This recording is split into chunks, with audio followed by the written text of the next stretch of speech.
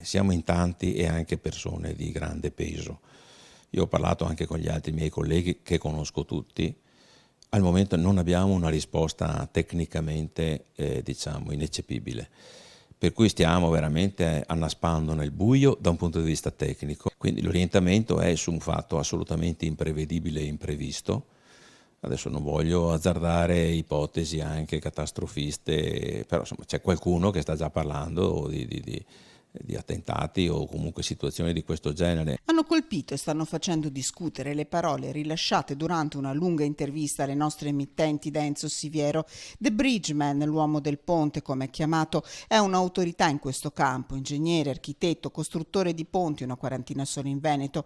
Per 25 anni è stato professore ordinario allo UAV di Venezia ed ora è rettore di iCampus, Università Telematica. 43 morti, il crollo del ponte Morandi a Genova pesa sulle spalle di tutti gli italiani che da quel tragico 14 agosto si sono sentiti più fragili. Da Genova il procuratore capo Francesco Cozzi a precisa domanda risponde: sulla base degli elementi noti e conosciuti non ci sono evidenze di esplosioni, né sono state trovate tracce di bombole di acetilene. Si parla di lampi e fulmini, ma non di esplosioni. Valutiamo tutto, ma non le ipotesi fantasiose.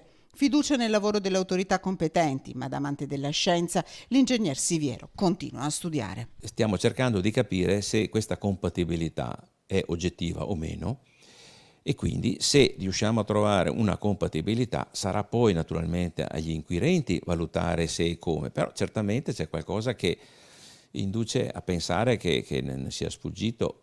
Se uno va a vedere ci sono dei lampi, c'è un crollo verticale di un certo tipo, c'è una rotazione, insomma ci sono molti elementi che sono compatibili con questa ipotesi. Io mi riservo nell'arco di un po' di giorni di fare qualche passaggio in più,